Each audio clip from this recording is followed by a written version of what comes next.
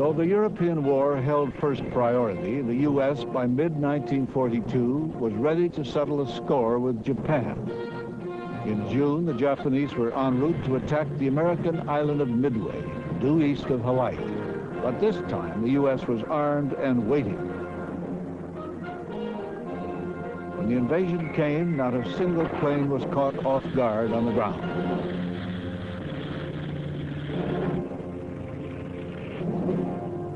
The Japanese plan was to capture Midway and New Zealand, then to hold on to what they had won, hoping that the pressure of war with Germany would force the U.S. to surrender the Pacific to them.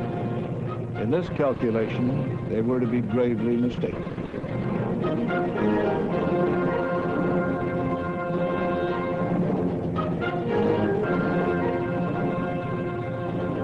With America's air and naval arms strengthened since Pearl Harbor, the odds in the battle, though still favoring Japan, now gave the U.S. a fighting chance.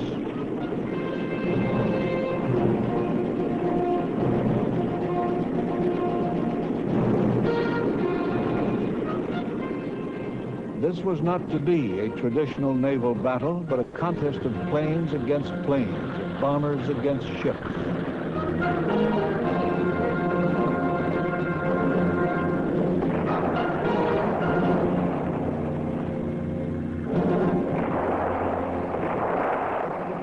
Despite heavy losses, the U.S. forces stopped the Japanese in their tracks.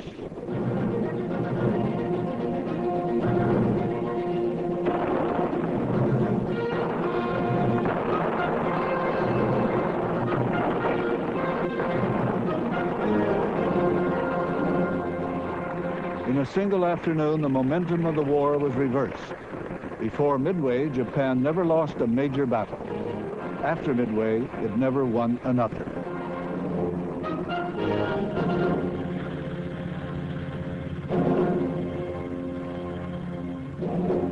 This was America's Stalingrad, the turning point in the Pacific. And with able Australian support, by the autumn of 1943, General MacArthur was prepared to launch the Pacific Offensive, a process of island hopping that would cut the Imperial Army's supply lines and bring the U.S. within striking distance of Japan.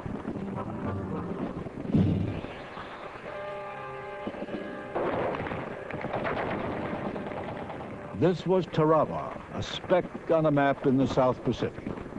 Here, 5,000 Japanese troops, trapped in their pillboxes by flamethrowers and grenades, stubbornly resisted an invasion force of 15,000 Marines.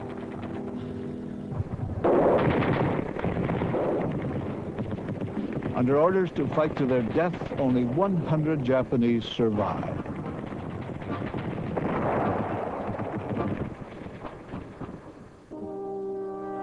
A toehold in the Pacific had been won at a fearful price in lives.